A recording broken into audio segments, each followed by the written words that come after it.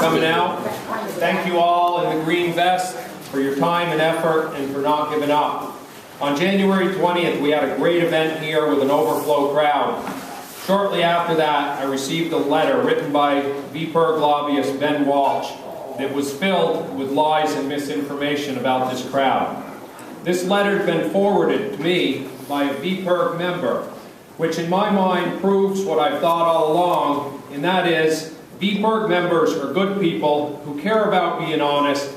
They care about our environment and our people. But how can they make informed decisions when their lobbyists lie to them? In the letter, Ben called us the loud opponents of clean energy and anti-renewable forces. The people in this room that day and today are not opponents of clean energy and are not anti-renewable. We had local elected officials from all around the state who, without exception, said that they wanted renewable energy in their communities. We had folks in the room that live off-grid and net meter. We had people in the room that have been environmentalists since before Ben was born. So to use these lies to get VPIRG members to sign a petition is the worst kind of dirty politics. I also know of several legislators who say that VPIRG used similar tactics on a postcard drive. And when they checked with constituents whose names were on those postcards, many said that they had not signed them. Others said that the postcards and the information had been misrepresented. This is the kind of dirty politics that we are fighting as we try to create an energy policy that benefits Vermonters financially and environmentally.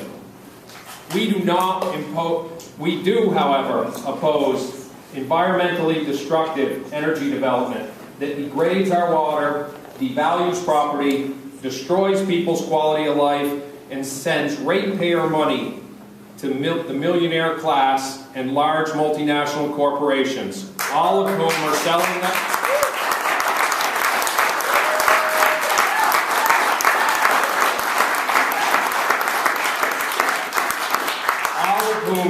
the renewable attributes out of state. We will not stoop to the level of those who lie and misinform to get their way. We will be honest and respectful as we continue to talk to Vermonters about a clean energy future that respects our communities and the environment. I will continue to work to improve S-230 as it is currently an anemic bill that does little to address many of the issues that we have with the current energy policy. We will work hard and we will not give up because that's the Vermont way.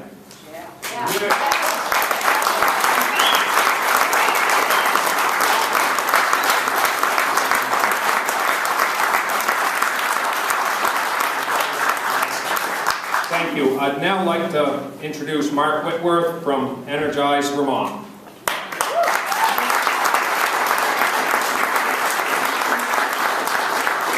Good afternoon. Thank you for coming.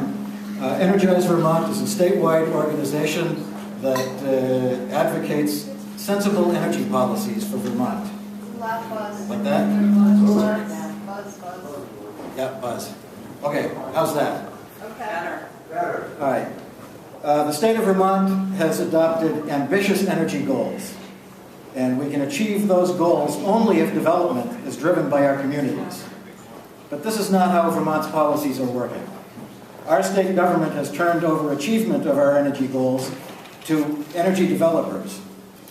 Energy developers are running roughshod over our communities. The result is an open rebellion that has now spread to 128 towns.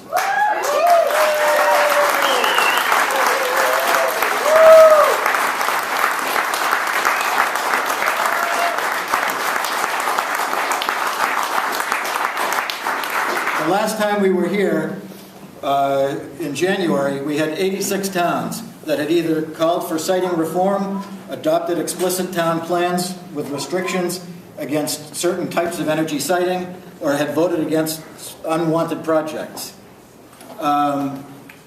As of today, we have, we got another town last night. We're up to 128 towns. Yeah! All right.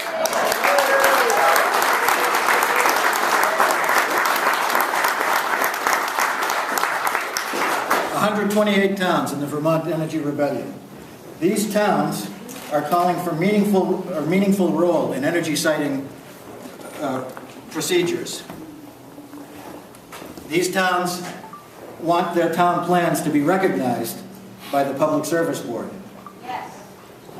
These towns are represented by, and we got another House district last night, so we are up to 66 House districts and 95 members of the Vermont House that represent one of the towns in the Vermont Energy Rebellion.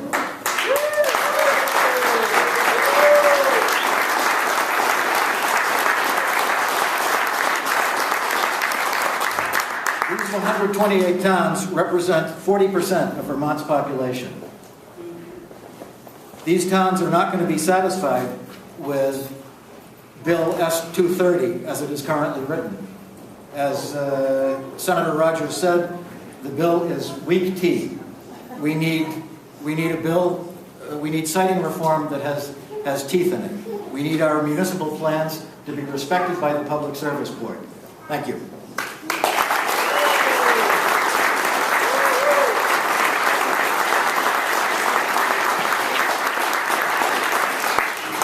Thank you, Mark. I'm turning off that feedback because it's a little annoying to me, so probably annoying to everyone else.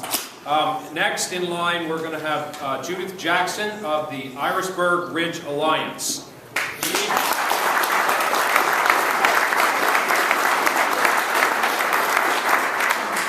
I'm from the Irisburg Ridgeline Alliance, or IRA for short, in honor of our town's founder, Ira Allen.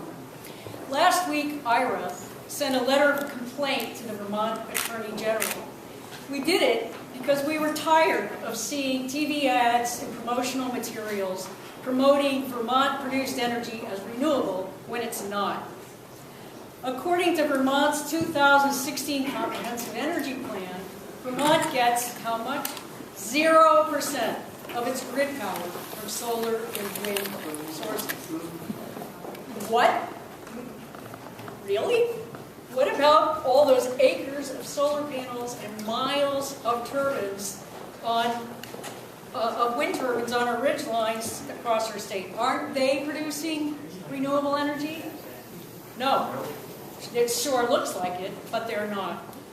As I'm sure everyone in this room knows, but few Vermonters are aware, these projects have sold the renewable energy credits, or RECs, for the energy they are producing to out-of-state utilities. Therefore, the energy they are producing is no longer renewable.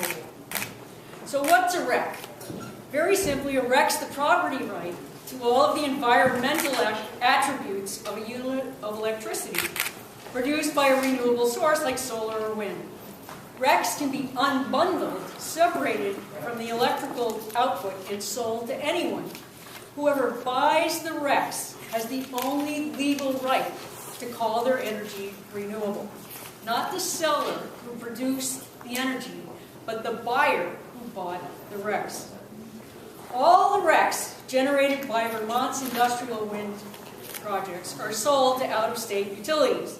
However you want to spin that, and you will hear it spun many ways, the fact is that according to the law, they can no longer claim that their energy is renewable. Period. Steve Halford's wonderful cartoon is worth 1,000 words explaining how RECs work in Vermont. So, a little over a year ago, the Federal Trade Commission noticed that Vermont energy providers, including Green Mountain Power, were promoting their energy as clean, green, and local, even though they had sold the RECs. That's called double counting, and it's illegal.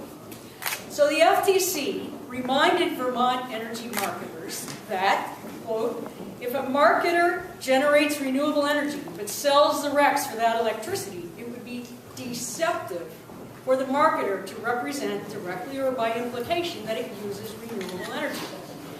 The FTC warned GMP and other Vermont energy marketers that they must, again quoting, clearly understand that a producer that sells RECs has forfeited its right to characterize the power from those facilities as renewable in any way.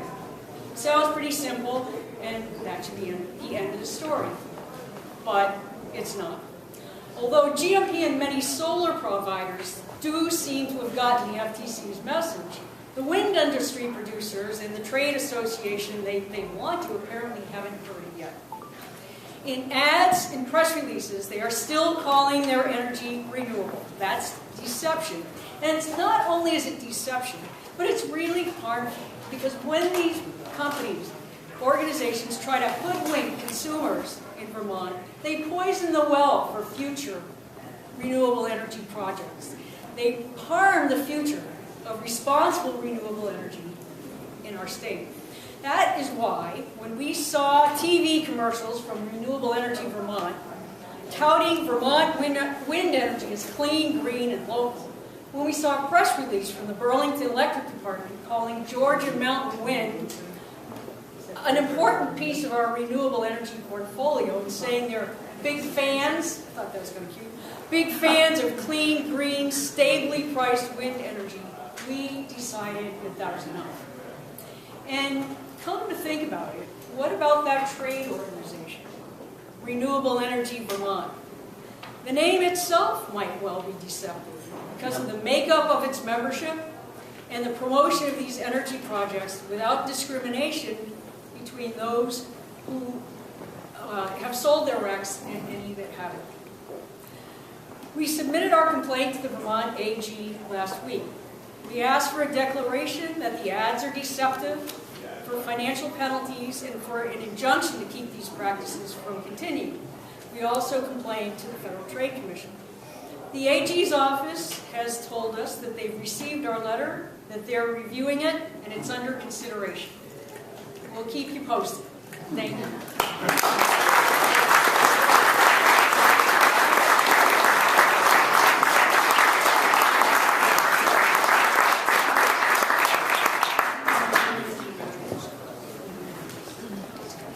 Next up, we're going to have Peter Galbraith, who has just announced that he is a gubernatorial candidate. Peter.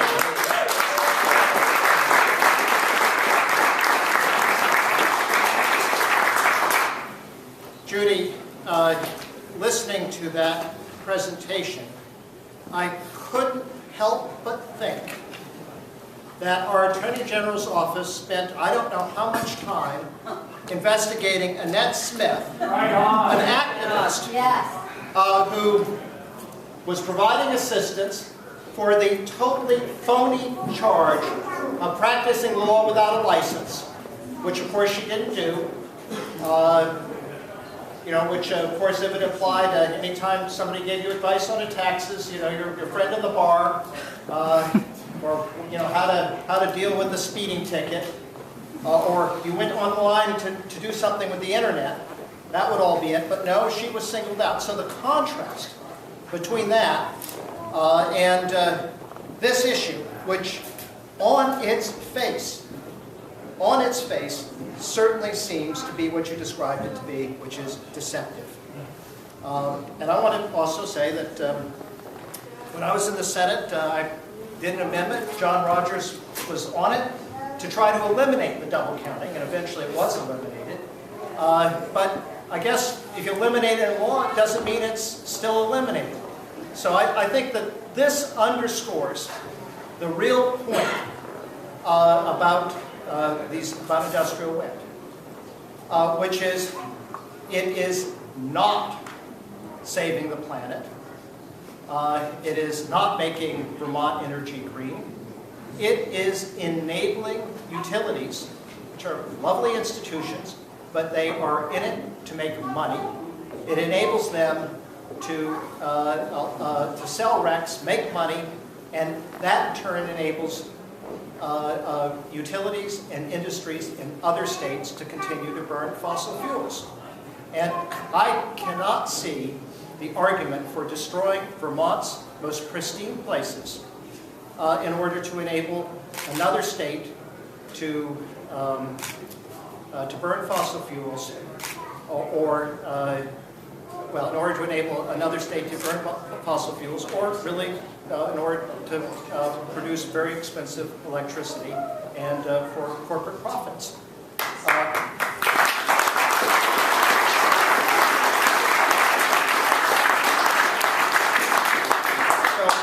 I announced earlier, well, a couple hours ago in this very spot, probably from this very podium, that I would be a candidate for governor. And I said that running for governor is about choices. And I outlined several issues on which I would propose a choice. But I can tell you that I am the only candidate in this race who is totally opposed to the destruction of Vermont's ridgelines with industrial wind projects.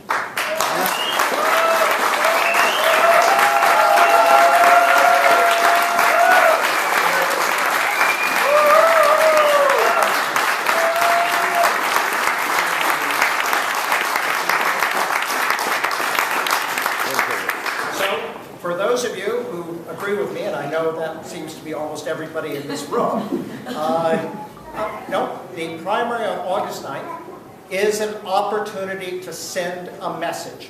And not only to send a message, but to do something.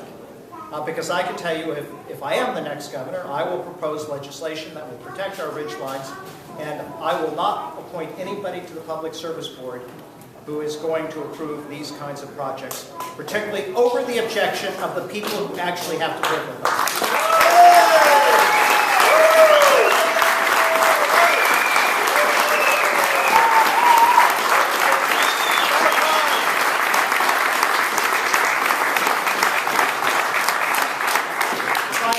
Finally, I want to say, global warming is the most, I mean, there are really two serious problems that we face to the survival of our planet. One is nuclear weapons, and that could obliterate us in an instant. And over time, it's global climate change. But the word, you'll notice, is global, and it needs a global solution. And there are an extraordinary number of very important steps that we can take as a country, as a global community to address that. There are things that we can do in Vermont, notably to emit less greenhouse gases through conservation.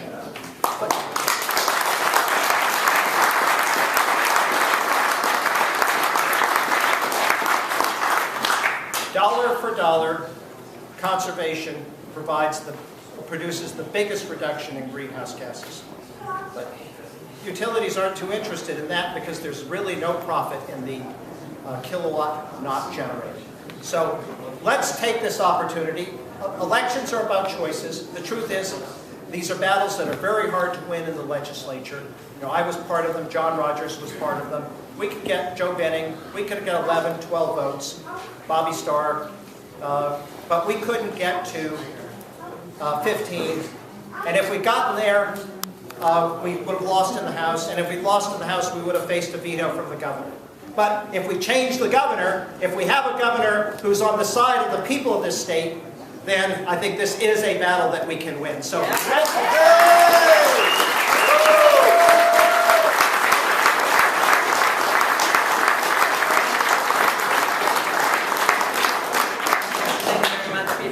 That was inspirational, and we love your stance on renewable energy and look forward to hearing more about your positions in the future.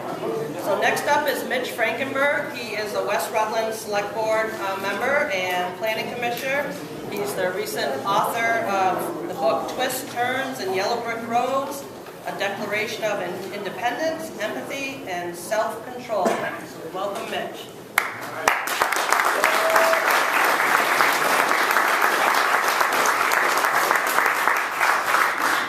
Hello. As I said, my name is Mitch Frankenberg. I serve as a selectman in West Rutland. Thanks, Pete. That's my son, Drew. He's actually on the cover of my book. I'm a longtime Vermont business owner. I'm a former corporate analyst. And I recently published this book about our struggles with industrial energy here in Vermont. We've heard a lot of information today. And can you hear me okay? No? Let's not turn on, John.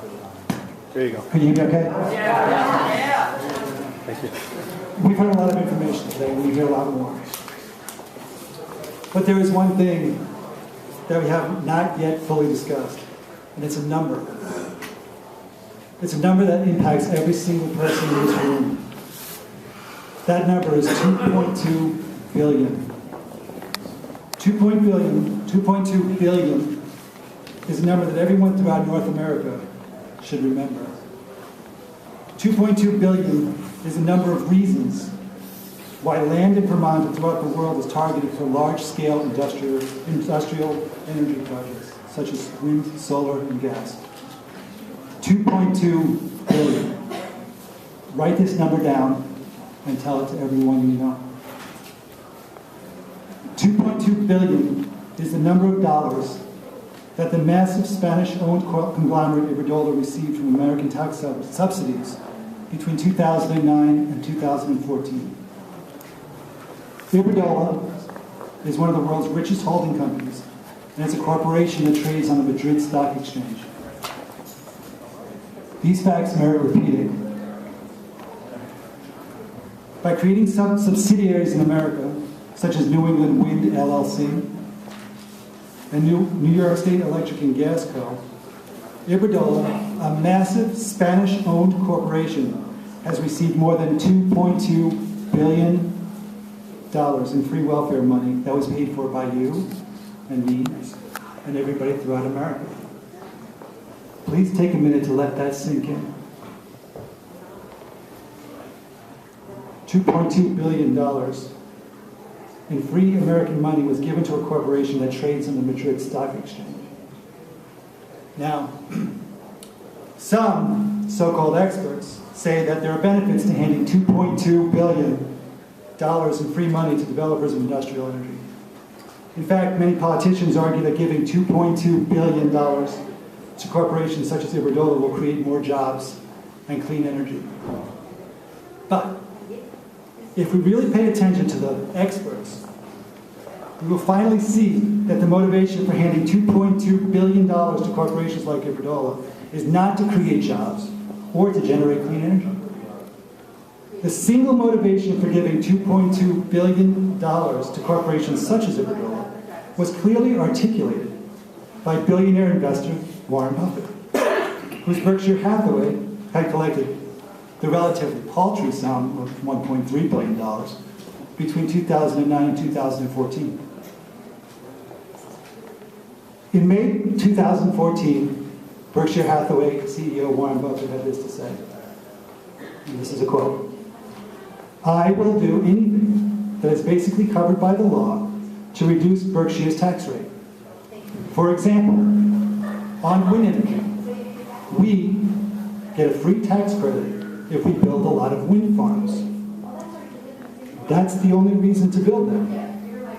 They don't make sense without the tax credit." End quote.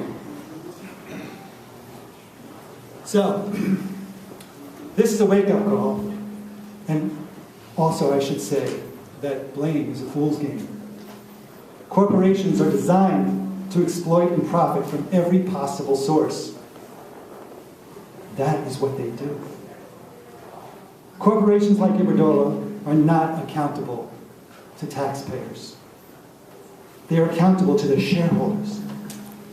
As Warren Buffett clearly said, they, quote, "will do anything that is covered by the law to reduce their tax rate."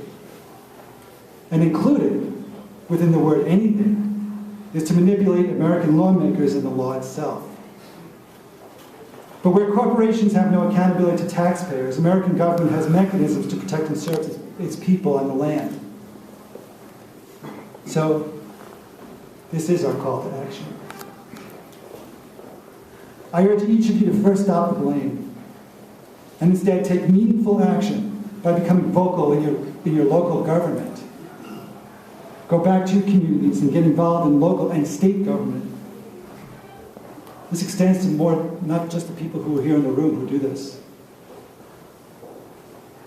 Be vigilant. There are more than 2.2 billion reasons why industrial energy subsidies are destroying our social and ecological landscape. At the very, very least, I urge to convey to you the number $2.2 billion, or just 2.2 billion, that's just enough. And tell it to everyone you know. Tell your friends and family out of state. Let's get the support of people outside of Vermont. Let's make this story a Vermont story one that protects not just the land, but the people and all the living creatures within it. People downstate, they don't know this stuff. They don't know this in New York City and New Jersey. And they're the ones who are also writing checks for $2.2 billion to Spanish-owned companies who have no interest and no accountability to American taxpayers. So, in closing, if you have any questions about my sources and or my numbers, please seek me out, and I'm very happy to share them. And thank you so much for listening.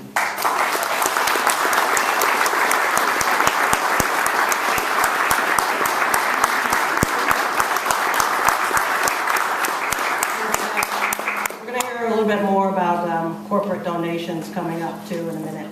Next up is Ben Kinsley. He's the Field Operations Coordinator for Bruce Listman for Vermont. And welcome, Ben. Yay.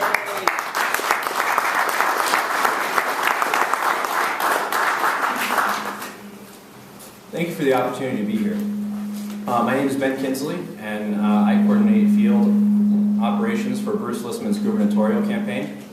While Bruce was not able to be here today because of a long-standing commitment, he asked me to come and salute as well as support the excellent work being done by ETC and Energize Vermont.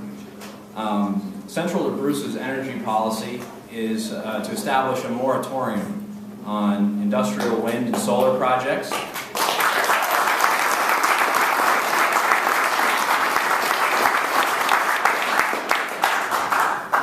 He made this point at his campaign kickoff event last fall and will continue to advocate for this important policy. In Bruce's words, Vermont's pristine environmental beauty is threatened by the rapid development of large industrial-sized wind and solar projects. In October, he called for a 2-year moratorium on the development of these industrial projects so that we can balance the value of renewables against the rights of local communities and how they cite these types of projects.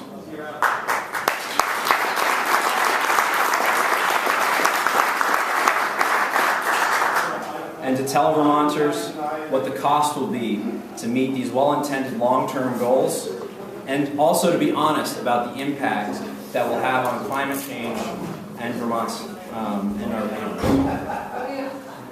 In many parts of our state, we have reached physical capacity in terms of the ability to integrate additional renewable energy generation into our transmission grid.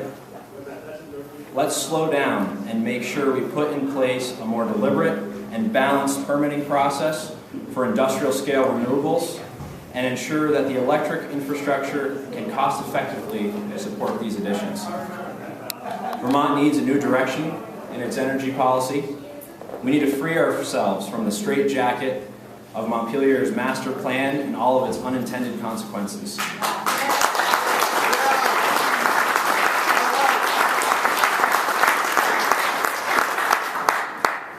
Instead, we need to listen to our local communities. We need to collaborate with our regional partners, and we need to be open to good ideas wherever we find them.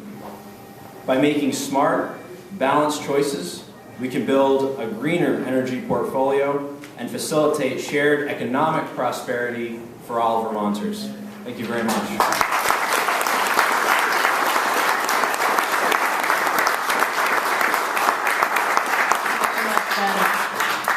Next up is Susan Seymour, and she is with our group. I'm Sally Colopy, by the way, with Swanton Wind Opposition, but she's speaking on behalf of Vermonters for a Clean Government. So welcome, Susan. Hello. Today, on behalf of Vermonters for a Clean Government, a package was delivered to the Attorney General's office. Maybe we can invest in some different equipment here. During our efforts at promoting more sensible, well-thought-out, Vermont-scale approaches to renewable energy, we have experienced alarming signals that certain parties in the private sector and in Vermont government may not be conducting themselves in accordance with the law and relevant rules, regulations, and accepted standards of professional conduct. This packet contained several suspected misconduct citations, including conflict of interest. 2, conduct of the Public Service Board, the Department of Public Service, and the Agency of Natural Resources, which may include corruption. Number 3, specific grievances against the Public Service Board in relation to the victims of industrial wind. Because what's happening to people in Vermont is a travesty, and Vermont lives matter. Woo!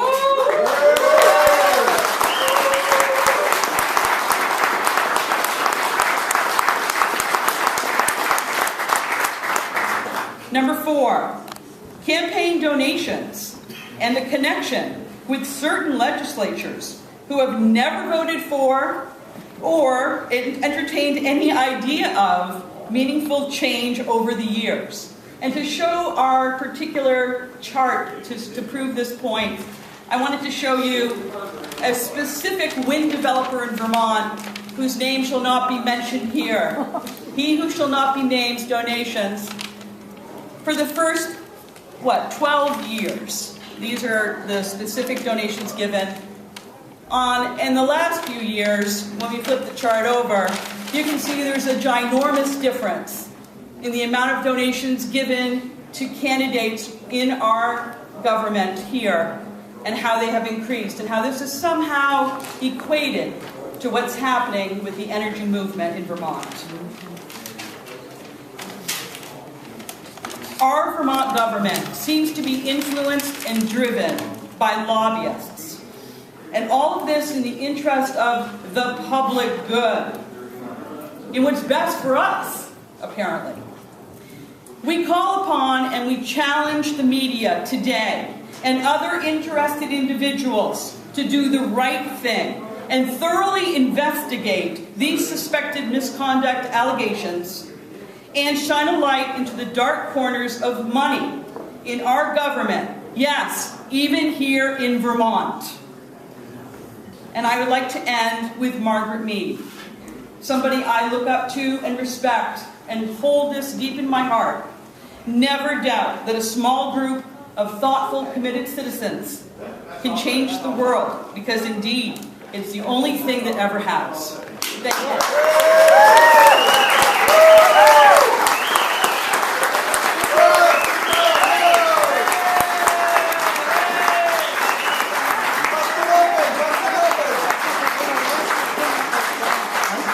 I just want to call your attention to something about this list, which is that we have campaign finance limits in the state of Vermont. That's intended to minimize the influence of any single donor, because it's recognized if you go over the limits, you might have disproportionate influence. But in the state of Vermont, we allow corporations to contribute. And what you'll find if you look at these statistics, it is not only individuals who are maxing out, they are also making the maximum contribution for companies that they themselves wholly own. And that is an evasion of the limits. It isn't illegal. I tried to make it illegal. It should be illegal. But it certainly is defeating the purpose of having limits. Let's not pretend in the state of Vermont that we have limits on contributions that can be made to political candidates. And let's not pretend that we have the kind of clean government that we like to believe we are. We are one of the worst states in the country for this.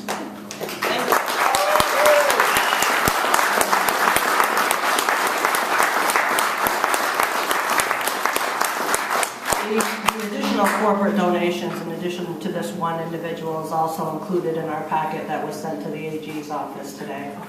And there's a lot of them. You are correct, Peter. Okay, so I think we're at our last speaker, our fearless leader, Annette Smith with Vermont Inspiration.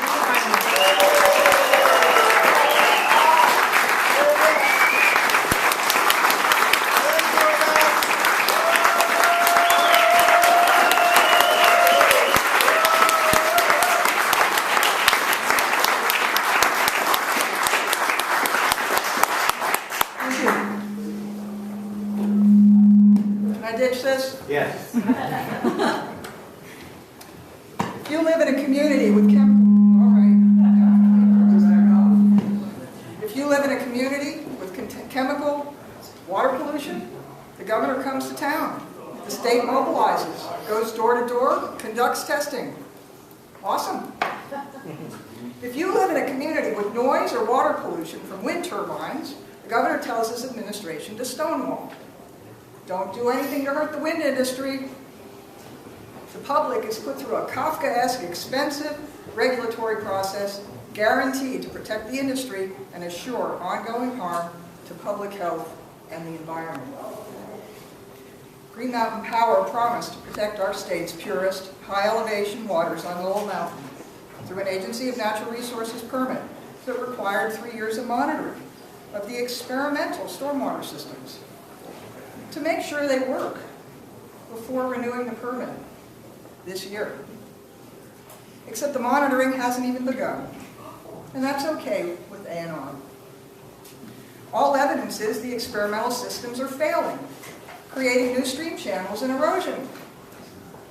ANR's permit writes off the headwater streams with compliance monitoring points a mile downstream from the wind turbines. ANR has approved the same permit with experimental systems for Iberdrola's Deerfield Wind Project on U.S. Forest Service land. That's our land, scheduled to begin destruction of the ecosystem this year. The Shumlin administration is guaranteeing there will be more water pollution from wind turbines. The Department of Public Service is conducting 1 year of continuous sound monitoring at the Nelsons' former home in Lowell, required by the Public Service Board after finding Green Mountain Power in violation of its permit. Nearly a year since the equipment was in place, no results have been released. A recent visit to the former Nelson home revealed a shattered window with blinds banging in the wind, open doors leading to the room with the sound monitor. A sad joke paid for by ratepayers. That's you. Guaranteeing whatever data is being gathered is contaminated and useless. The Shumlin administration is making sure to allow noise pollution so neighbors can't sleep. Neighbors of David Blitterstorff's Georgia Mountain wind turbines filed a noise complaint in September that the Public Service Board is considering. According to the state's accepted protocols, the best the neighbors can expect to gain from this months-long investigation is the opportunity to let the wind company's noise expert conduct a test in the neighbor's bedroom. But wait, there's more. At Sheffield Wind, 4 years after neighbors alleged violations of the permit, UPC, First Wind, Sun Edison, Terraform Power, they call themselves Vermont Wind, a company near bankruptcy, by the way, wants to do more monitoring inside the neighbor's home. They propose 4 weeks of continuous audio recording inside the homeowner's bedroom. They want to tell the homeowners what furnishings to use, then they want to listen to what they do in their bedrooms. Maybe the governor wouldn't mind being recorded in his bedroom. This is beyond Big Brother. This is peeping Tom. Governor Shumlin is saying you are entitled to harm the public and the environment with wind turbines. Governor Shumlin supports carpeting Vermont with solar panels through an inaccessible and expensive legal process that is impossible for the public to participate in. Governor Shumlin is leading the charge for regulatory capture. This defines his mission. From Wikipedia, regulatory capture is a form of political corruption that occurs when a regulatory agency created to act in the public interest instead advances the commercial or political concerns of special interest groups that dominate the industry or sector it is charged with regulating.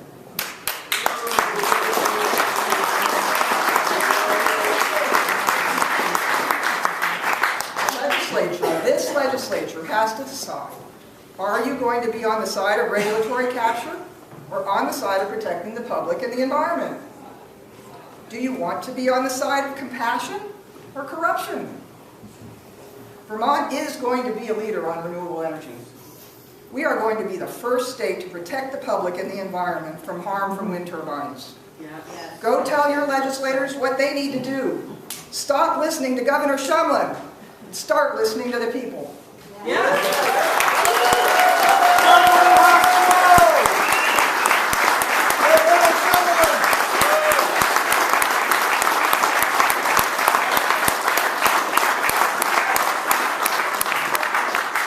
want to thank everyone for coming. I want to thank all our speakers, John, Mark, Judy, Peter, Mitch. Questions? Susan. We're going to open it up for questions, and also for our group here that's in our green vest.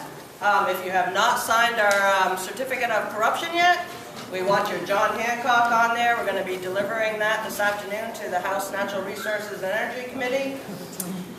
Join us in testimony. We're going to be heading to Fish and Wildlife after. We want to fill those rooms with folks. You can also go to Senate Finance and weigh in there.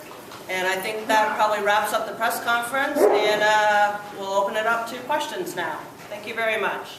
So you've gone to the Attorney General's office with this complaint about one of them being that the same person is making political donations and then also through companies he owns. We're told that's what's allowed under Vermont law. So what do you expect the Attorney General to do about it? They enforce Vermont laws, and if it's allowed under Vermont law. Well, it's a little bit more than that. We put together a packet, and I don't know how much detail we're going to go into it here, but we're connecting the dots on everything. We're connecting dots back to the bills of 2010, the financial donations, the representatives who don't support the process, the appointments, the committee appointments that are made, and just the money trail. And when you look at the flow chart that we created and you connect all the dots, all we're saying is that it warrants further investigation. You said that there were two complaints. You made the complaint about the campaign, about the donations, and the complaint about false advertising. Is that correct? Yes, they're very separate complaints. Our complaint is from the Irisburg Ridgeline Alliance, and it cites specific violations of the Consumer Protection Act of Vermont. And we cite particular instances in which we have seen that occur, and we ask for injunctive relief, penalty, and tell them they shouldn't have done it. There's a document on the table over there, it's a backgrounder, which gives you the websites for the false advertising. Several of them are YouTube videos, which anybody is free to look at.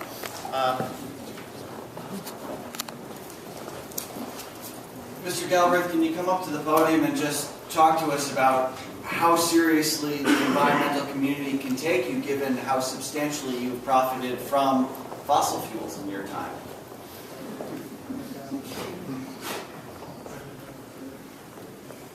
I think my environmental record is superb. It goes back to the time that I was in the U.S. Senate working for the Foreign Relations Committee.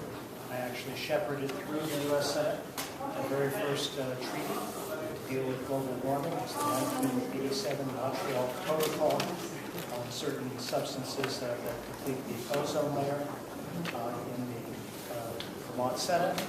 I introduced the bill that initiated the ban of fracking in the state of Vermont. And of course, what I'm talking about here is protecting ridge lines and forests and other environmental assets. Now, if you want to go back to what I did as a private citizen, yes, I helped the people and government of Kurdistan establish an oil industry. No. Guess what? You drive a car? I do. What does it use? It uses gas. Aha. And so it is a substance that we continue to need. In this case, it enabled the people of Kurdistan to have the resources to defend themselves, to go for their independence. And if it wasn't done, the Islamic State would be on the border of Turkey. The massacres would be multiple times greater. So I make no apology for having played a role as a private citizen on that issue. That does not make me a lover of fossil fuels. I am not. But I'm also not a lover of the destruction of the hillsides of Vermont. But if conservation...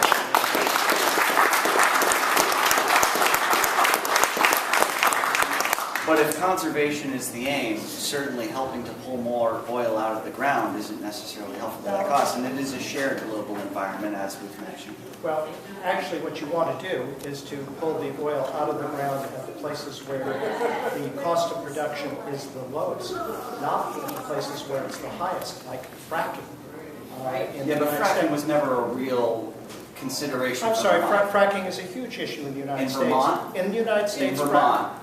Well, In there are Vermont, where parts you of helped ban it, which is what you talked about earlier. there are places in Vermont where it could have taken place, but fracking itself is environmentally destructive technology, and it uses a lot of greenhouse gases. Oil sands are even worse. So you actually do want to make a choice insofar as fossil fuels are part of our world today and are going to be for a period of time as to where in the world you produce them. And again, helping a people who have been brutally repressed for decades and who otherwise would face genocide, but for the resources that they now have, I'm certainly proud of the role that I helped there. And I must say, the other things that I've done to help Iraqi Kurdistan, as well as continue to do in Syria. And the financial stake played no role in your decision making? Yes, the financial stake made no role in my decision making, and it was not nearly as large as the extravagant press stories that came out about it. Senator Galbraith, you've been in public office, you've taken campaign contributions. There seems to be a nexus applied here anyway between taking campaign contributions and voting for or against certain policies. I've heard it argued that sometimes campaign contributions occur because the politician has promised to vote a certain way or has voted a certain way. Other times, I mean, the allegation here seems to be they're voting a certain way because they're getting campaign contributions. Do you think that there's any proof of that, or do you think that sometimes these campaign contributions are made by people who agree with the policy that's being voted for, and it's as simple as that? I think it's a complex issue. Of course, every politician will tell you that no, campaign contributions don't influence my vote. But to take a couple of cases that I've talked about, it surely is, maybe it's just a coincidence that the largest contributors to Vermont candidates, or among them, are the wholesale beverage industry and Casella. And that it's been impossible to expand the bottle bill to include non-carbonated beverages, which are now the major source of roadside litter, about half of all beverages. It's very hard to prove a direct connection. The other thing that tends to happen, we want to blame corporations, and actually, I'm not so sure I blame corporations. The 1907 ban was enacted to protect corporations from predatory politicians. And so a great deal of what happens is that politicians seek donations and then tailor their positions in order to get the donations, rather than the donors coming to try to influence or, in the worst case, purchase a politician. I don't doubt that many, maybe most, maybe all of those who are receiving contributions are sincere in their belief. I couldn't say that one way or another. But I think what you can say is that when a single industry gives such large contributions, and when they actually evade the limits, you then can wonder about the impartiality of the decision makers. And in fact, that's really another reason why you have campaign finance limits. It is to it is not just to have the limits, but it is also to deal with the appearance of partiality. If somebody's given a candidate a few $1,000s, maybe that you won't think they're partial. But when a candidate's received $20,000 from the same source, that does begin to raise a question, even if the candidate is completely sincere in their position. I just want to make sure to be crystal clear about something. The packet that you submitted to the AG's office with the finance and the contributions, is there anything in it that you find specifically illegal or violating campaign finance laws, or are you just hoping that there will be a further investigation? We're just hoping that there will be a further investigation. Like we said, put together all the dots between the bills, the money, the committee assignments, and we just kind of connected all the dots, and it looked a little fishy. And it smells a little fishy, along with the Rex. And that's why we're encouraging the media to investigate further. Right. I'm just an individual, a citizen that works. I don't get paid to do this. I'm a volunteer. On the other hand, the media gets paid, I think. So I'm hoping that, and I'm pleading, and I'm certainly imploring you all to do your job, and I support your job being done. Right, we're just asking for further investigation through the AG's office. And if they decide not to take it up, we'll probably bring it to the U.S. Attorney General's office, actually. You're going to make that public, what's in the packet? Not at this, well, it's public now. I mean, it came out today, so it is public. And I'll be following up with the Attorney General's office. I'll give them a couple days. I'll follow up and find out where they stand. And we're not gonna let it drop. We want someone to look further into, peel away a few more onions, a few more layers of the onion to see if it's rotten at the core. That's what we're looking for. If you want an analogy. So, Thank you. thank you.